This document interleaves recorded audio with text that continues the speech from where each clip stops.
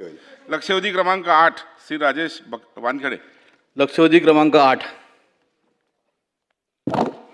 अध्यक्ष महोदय, वितरित केल्याप्रमाणे माझ्या तिवसा मतदारसंघात आरोग्याच्या दृष्टीने महत्त्वाच्या असलेल्या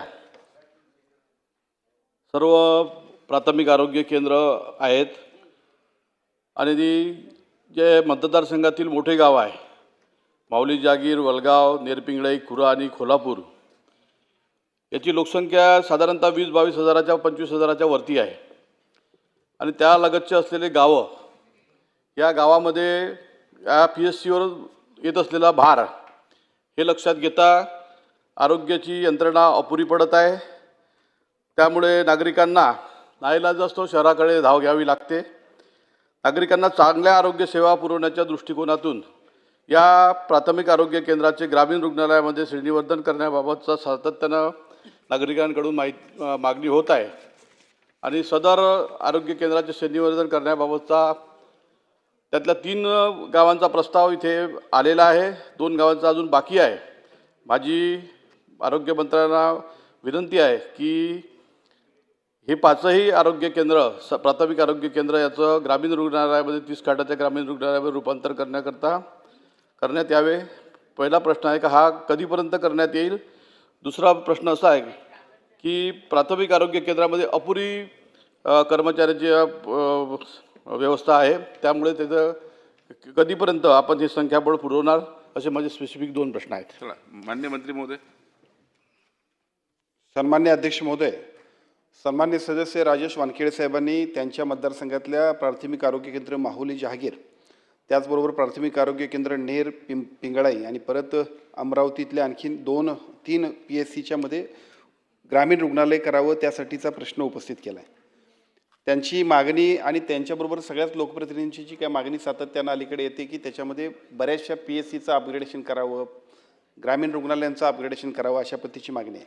पूर्वीपासूनचा आमचा जो काही एकूण नियम आहे सार्वजनिक आरोग्य विभागाची यंत्रणा आणि त्याच्यामधल्या एकूण कामकाजामध्ये ग्रामीण रुग्णालय जे आहे ते 4 PSCच्यासाठी 30, त्याच्यानंतर 4 PSC नंतर प्रत्येक तालुक्याला 30 बेडचं एक ग्रामीण रुग्णालय द्यावं, अशा पद्धतीची पहिली मान्यता आहे. आणि अगदीच त्याच्यानंतर 50,000 ते 1.5 लाखपर्यंतची जर लोकसंख्या असेल तर 3 तालुक्याला आपण उपजिल्हा रुग्णालय देतो आहे. आणि त्याच्याही पलीकडं जर 1.5 लाखापासून 3 लाखापर्यंत लोकसंख्या असेल तर त्याच्यासाठी आपण 100 बेडचं उपजिल्हा रुग्णालय देतो. आणि त्याचबरोबर ट्रामा केअर सेंटरसाठी सुद्धा कमीत कमी 50 बेड आणि 100 बेड असेल तर त्याला प्राधान्य देऊन आपण उपजिल्हा रुग्णालयामध्ये या सगळ्या ट्रामा केअरसाठी सुद्धा मान्यता देतो आहे. आता हा झाला पूर्वीचा निकष, परंतु हा एकूण निकष जर बघितला तर पूर्वीच्या काळामध्ये 2001च्या लोकसंख्येप्रमाणे 2013मध्ये आम्ही या सगळ्या गोष्टीची नियमावली केली. परंतु आता बराचसा एकूण बदल झाला आहे, लोकसंख्या वाढली आहे, लोकप्रतिनिधींची मागणी वाढली.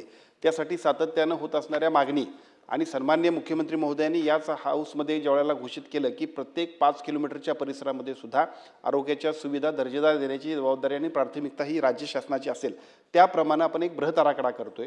त्या बृहत आराखड्यामध्ये एका बाजूला तिथलं एकूण असणारी लोकसंख्या आणि लोकसंख्येबरोबर लोकप्रतिनिधींची मागणी या सगळ्याचा मेळ घालून आम्ही त्याच्याबद्दल निर्णय घेतोय. त्याच निर्णयामध्ये सन्मान्य राजेश वानखेडे साहेबांनी जे काय माहुली जहागीर आणि त्याचबरोबर नेर पिंगळाई या तिन्ही PSCबद्दल जे काही सूचना केली त्याचा सुद्धा या बृहत आराखड्याच्या एकूण कामकाजामध्ये विचार करण्यात येईल.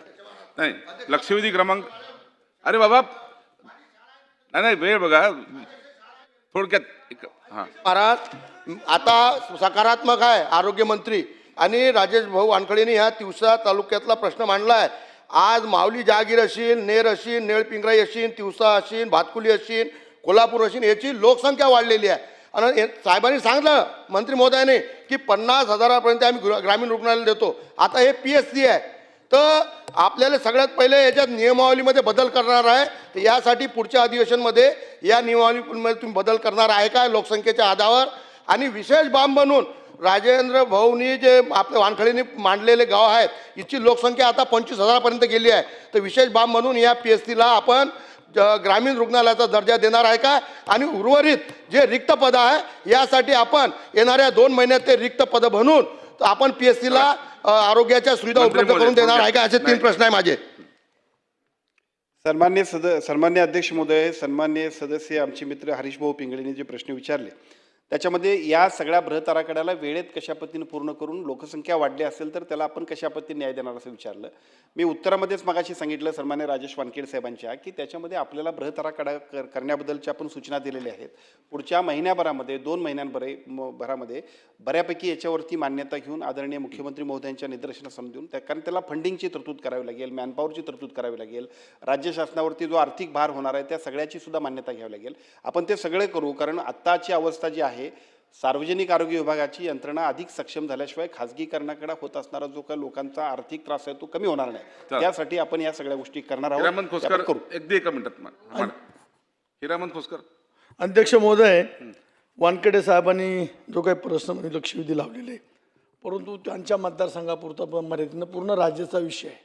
अध्यक्ष मंत्री महोदयाने अतिशय उत्तर दिलं, परंतु अध्यक्ष महोदय आदिवासी भागामध्ये जी काही लोकसंख्येची जी काही तुम्ही आता सांगितलं, आदिवासी भागात क्षेत्रफळ फार पुढं लागतं. अध्यक्ष महोदय, माझी विनंती आहे का आदिवासी भागात उपजिल्हा रुग्णालयाचं जे काही अटी असतील त्या कमी करावा, लोकसंख्या कमी करून आदिवासी भागामध्ये जर त्या अटी कमी केल्या तर अन्य आदिवासी भागामध्ये त्याचा फायदा होईल आणि ते कमी कराल का अशी माझी विनंती. मंत्री महोदय. अध्यक्ष महोदय, सन्मान्य सदस्यांनी आता जो प्रश्न विचारला त्याच्यामध्ये त्यांचं म्हणणं असं आहे की आदिवासी भागासाठी विशेष आपण त्याच्यामध्ये काय सूट द्याल काय.